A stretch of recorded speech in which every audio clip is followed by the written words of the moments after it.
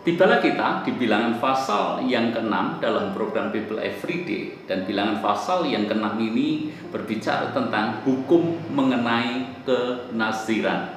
Nasir atau nasir Allah. Apa yang dimaksud dengan nasir?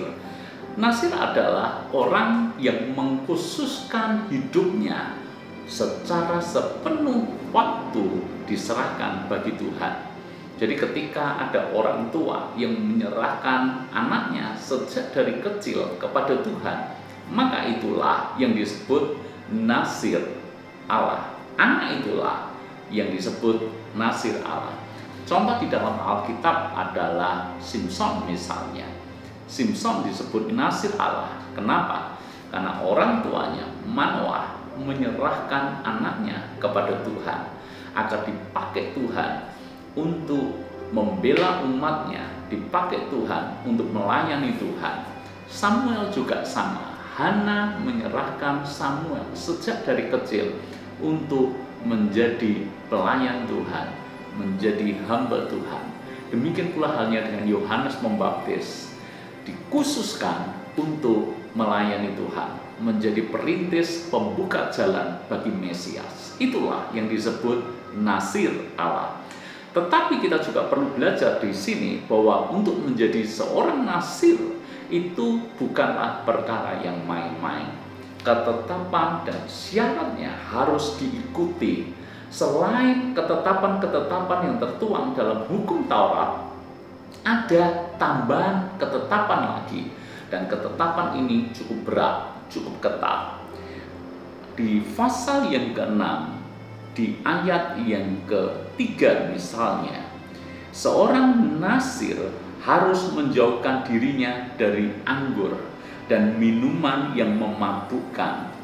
Jadi seorang nasir Allah itu tidak boleh minum anggur atau minuman yang memabukkan. Tidak boleh mencukur jenggotnya atau mencukur rambutnya. Pisau cukur tidak boleh kena kepalanya sampai genap waktunya ia menghususkan dirinya bagi Tuhan. Haruslah ia tetap kudus dan membiarkan rambutnya tumbuh panjang. Selain itu juga seorang nasir itu tidak boleh bersentuhan dengan mayat. Jadi sekalipun anggota keluarganya ada yang meninggal, dia tidak boleh dekat-dekat dengan mayat itu. Ibu bapak saudara semuanya, begitu banyak ketetapan, begitu banyak syarat, begitu banyak hal yang diberikan kepada seorang nasir, karena orang ini memang dikhususkan untuk melayani Tuhan. Pertanyaannya, kenapa demikian?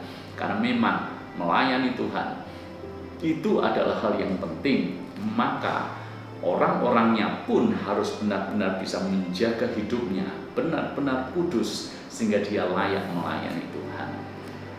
Kita yang hidup di zaman anugerah, tentu saja kita tidak perlu melakukan ritual-ritual untuk menjadi nasir seperti itu.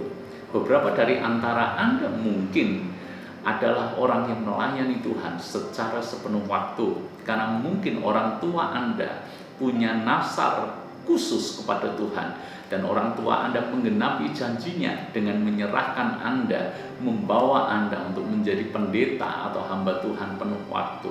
Itu adalah hal yang baik. Dan ibu bapak saudara semuanya, kalau Anda tidak mengalami hal ini sekalipun, kalau kita adalah orang yang terlibat di dalam pelayanan di gereja, sekalipun kita tidak disebut dengan nasir, tetapi sesungguhnya message daripada bilangan pasal yang ke-6 ini adalah seperti ini, bahwa kita tidak boleh main-main dengan pelayanan. Kita harus lakukan dengan kesungguhan hati kita. Kalau dalam perjanjian lama yang diurus adalah perkara-perkara yang lahiriah, tidak boleh minum anggur, kepala tidak boleh kena pisau cukur, tidak boleh berdekatan dengan mayat. Kita yang hidup di zaman anugerah, kita bebas melakukan itu. Tapi justru sikap hati kita sebagai pelayan Tuhan itu harus kita jaga dengan sebaik-baiknya. Ketika kita melayani Tuhan, pastikan kita melayani dengan hati yang mengasihi Tuhan, melayani dengan kekudusan, supaya pelayanan kita menjadi berkat. Ayat ini memang tidak ditujukan kepada orang yang memberikan hidupnya sepenuh waktu saja. Ayat ini juga ditujukan kepada kita semuanya.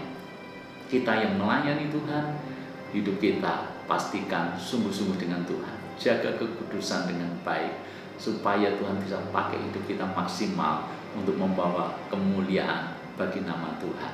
Tuhan memberkati kita.